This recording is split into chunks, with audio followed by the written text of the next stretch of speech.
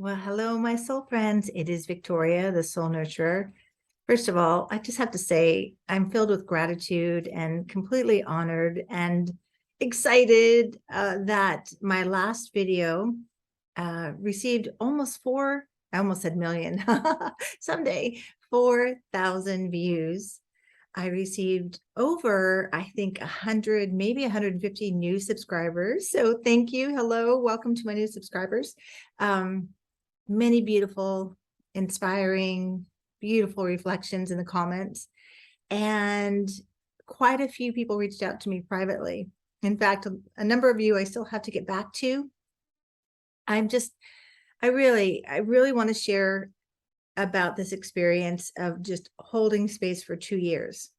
And to continue to keep going no matter what. Keep going, keep growing, so that it may inspire someone out there. But anyway, I wanted to say to, in particular, two of the people that reached out to me, one from Turkey. I haven't forgot you. I'm just trying to figure out the time difference for scheduling your session with me. And my friend in South Africa, same applies for you. I just had a very busy week with so many people to respond and connect with on top of my regular work schedule. So thank you all. It tells you, it told me, it was such a reminder to keep going. When you take on something like this, especially as a wounded healer, and I really think that struck a chord with a lot of you out there. It's an archetype that I identify with. I talk about openly. I think some of the best healers are wounded healers. And I'm going to continue to share more about my perspective of the wounded healer and other videos. But today, I want to talk about where we get stuck in offering our gifts. And you don't have to be a healer or a therapist to offer your gifts. We all have gifts that we're meant to share. We're here to do that.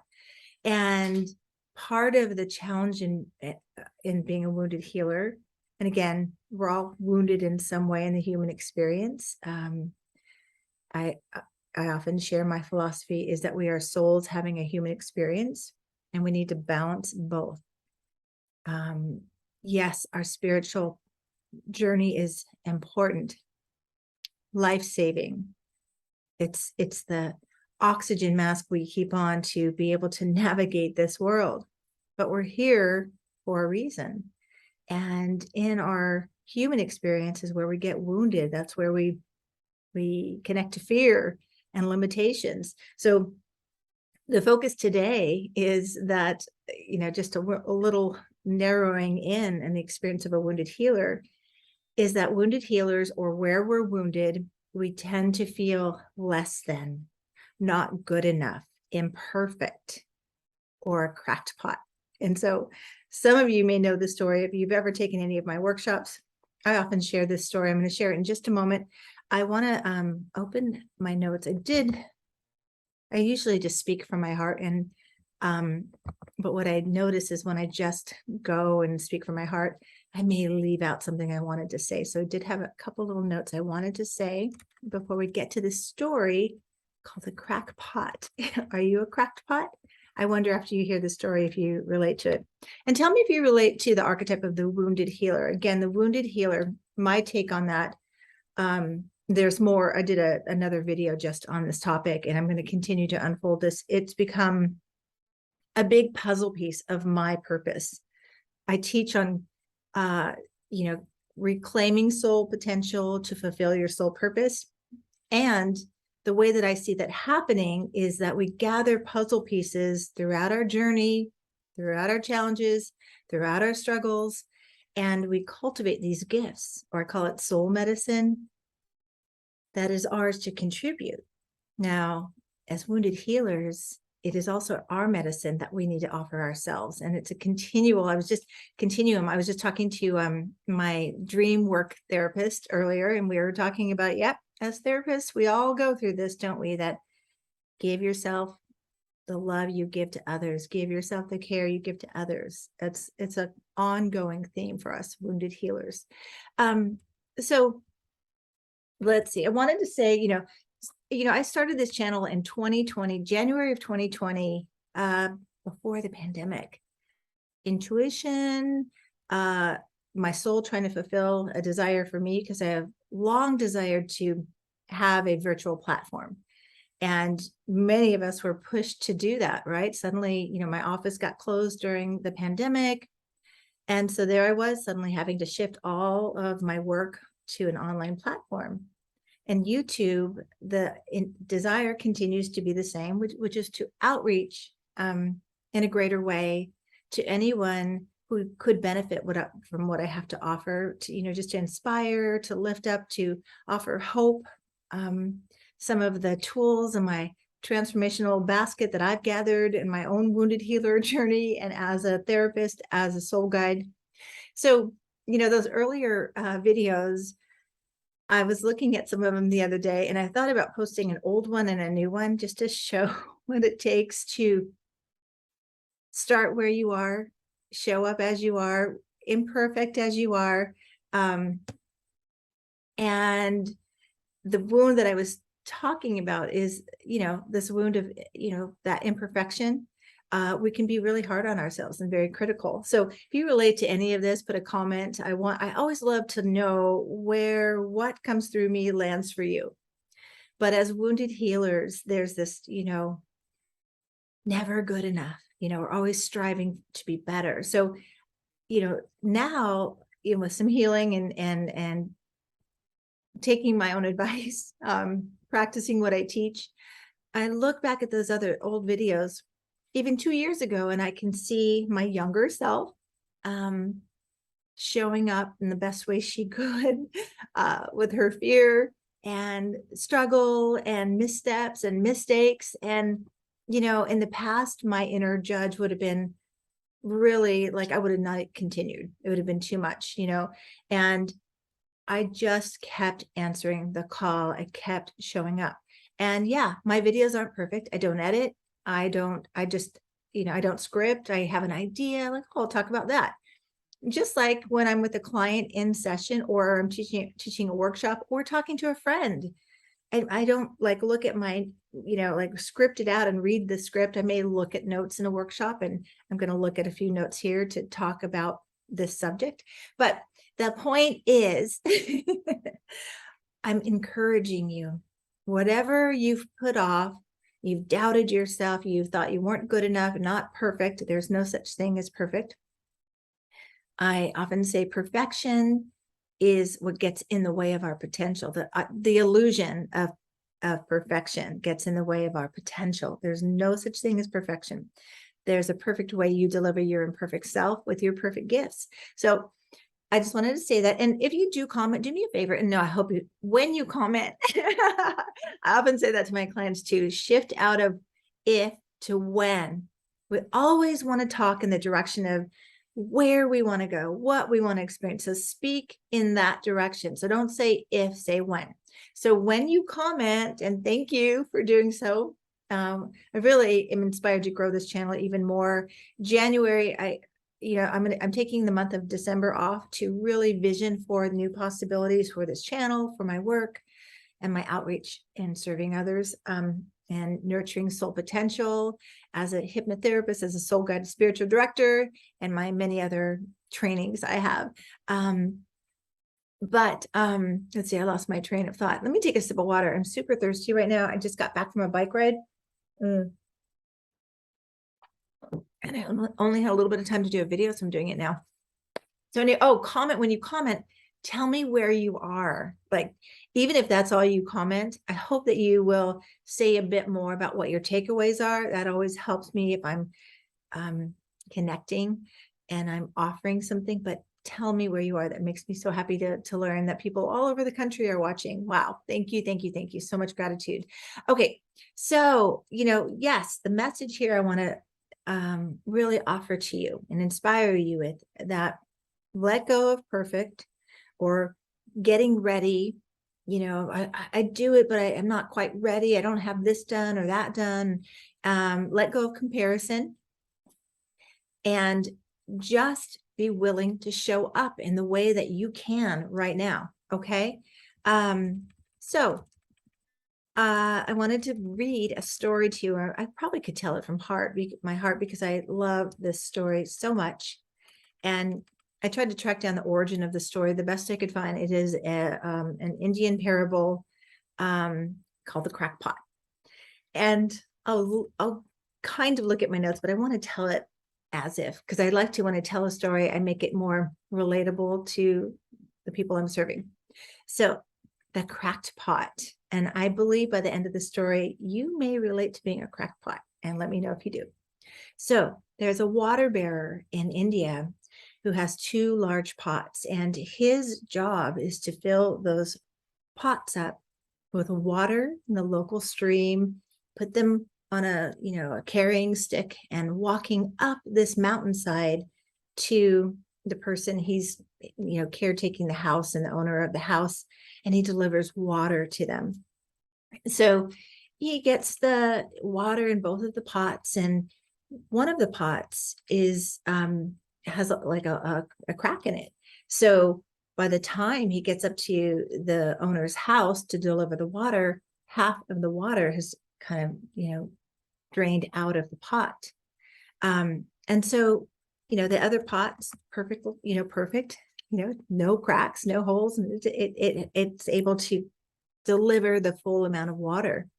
So this goes on for like 2 years. The water bearer delivering only 1.5 pots. And of course, the perfect pot was so proud. Look what I did. And of course, the cracked pot was feeling ashamed and less than and not good enough. The other pot was able to deliver all the water, and I could only do half as much. Not good enough, right? And so after 2 years of the cracked pot just really being down on itself, or personifying the cracked pot to make a point, feeling so down on itself, not good enough, feeling like a failure. Anybody out there try to do something and immediately your inner judge or your inner critic condemns you as not good enough or a failure? So the water bearer was sitting with the pot, and the cracked pot says to the water bearer, I am so full of shame. I admit, I want to apologize to you. I know I'm not good enough. I know I'm not doing the job that is being asked of me. The other pot is doing so much better, and I just really feel terrible. I'm just unable to do what I was created to do, right? And so the water bearer says, no. For, there's purpose here, and I want to explain something to you. And so he takes the pot up the mountainside again, and he tells the pot, take a look at the mountainside as we walk up.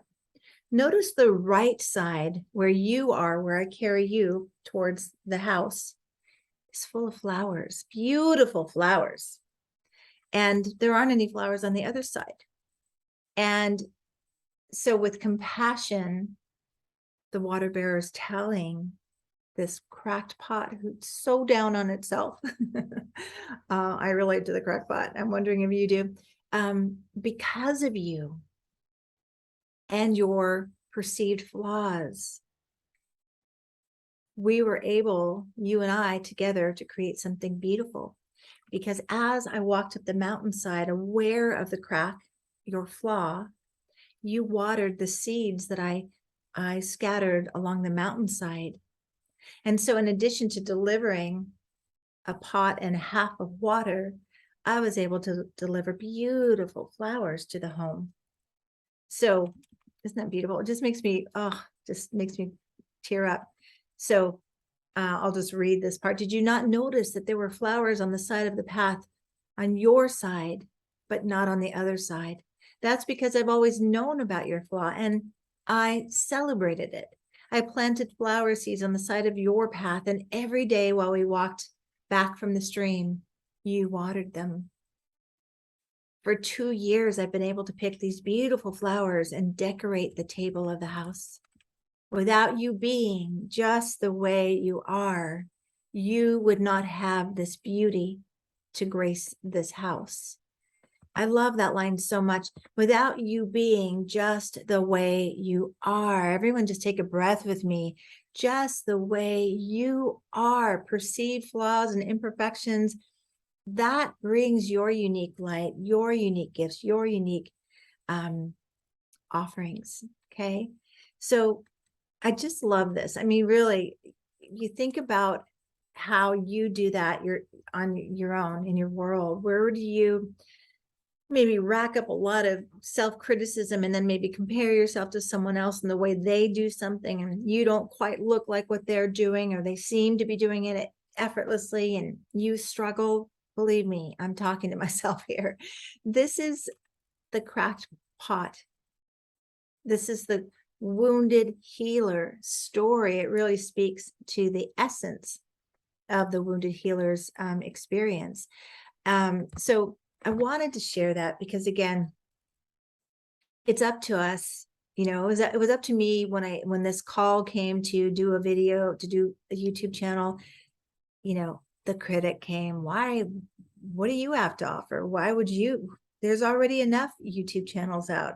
There are people that speak about the things you want to speak to, and they're amazing. All that, especially when I speak about astrology, because I will admit, you know, astrology has been part of my journey since I was, you know, a kid, but I didn't put in the deep study effort. It was more of an intuitive, like I read something, listen to something, and clicks for me. It makes sense for me. It's intuitive and organic for me. But when I listen to, you know, people who've dedicated their entire lives to studying astrology, you know what? It's not a comparison, it's a reality. There's some people who speak really precisely about astrology, and it blows my mind. So I used to compare myself, like, I'll never be that. And sometimes it comes up on a bad day, and we all have them, like, oh, why am I even talking about astrology? There's other people can do that better than me, because it's a soul call. So here's the other thing I want to wrap into this, is that when you have an authentic soul call, it's not, you don't report to anybody else but the one who gave you that soul call. And that's creator, God, universe, however you connect to source. That's between you and soul. And not everyone's going to like what you offer. And that is something I had to make peace with too. Fortunately, I don't get too many negative comments. I have gotten a few thumbs down, which are like, okay, well, wonder what that's about. But to recognize when you're offering your gifts, whether it's in your work as a therapist, as a healer, as a friend, reaching out on social media, not everybody's going to like what you offer. Not everyone's going to see the light that comes through your unique cracks. Not everyone's going to appreciate that your capacity and whatever you're offering is all you can offer, but it still is able to bless. So that was all I wanted to talk about, you know. And again, my heart, my soul wants to connect with anyone out there who is sitting on the sidelines of your life and holding yourself back. I have Saturn in my first house. That's a pattern in me since the very beginning of time, this lifetime, holding myself back. Not yet, not yet, not yet. But you know what? There's a quote, and it comes, and let's see if I can get it. If not now, then when? If not you, then who? And I have the name Hillel, and I don't know, but that's sometimes these quotes drop in. I'll have to look it up and put it in the details. But if not now, when? And let me just say this to you, from my soul to yours. You have something special and unique that is needed in the world. And I invite you to stop judging and comparing and start celebrating and honoring, and show up just as you are, perfectly imperfect, wherever you feel called to be. And even if you're invited and you feel not ready, tether in to your soul potential and just walk through that door with willingness. That to me is guidance. And when we have guidance, we're called somewhere, we're invited somewhere, We need to be able to walk through the door and see where it leads it and be willing and trust and let go of expectations and let go of comparison and be as gentle and compassionate with yourself as you can. And believe me, I am speaking to myself when I say that. Yes, my critic is fierce sometimes, but my love is stronger. And that's basically it right there too. Love yourself with all your perceived flaws and imperfections. Love them. And just like the cracked pot watering the seeds on the side of the mountain, water the seeds of potential within your soul and see what beauty arrives through you. Okay, thanks for being with me today. As always, I'm always so grateful and honored when you stop by, when you like, when you comment, tell me where you're commenting from. And if you have any topic requests, I pretty much do the new moon and full moon. And then in between, I do a topic connected to transformation, soul potential, soul work. So what do you want to hear about? I do, we can talk about dream work. We can talk about the Enneagram. We can talk more in depth about astrology. It's not my number one strength, but I love it. Here's how it came to me the other day. Astrology is the passion that helps me keep my fire and desire to support others through transformation with soul work. So it's a big part, but it's not the biggest. Okay. But any topics if you've watched any of my other videos and you had a question, a follow-up that you want me to kind of expand on, let me know. Okay. You take good care of you. Really honor the gifts within you, honor your beautiful soul and your soul potential, rise with that potential. You're needed. Okay. I'll see you next time. Take good care of you. Until then, bye-bye.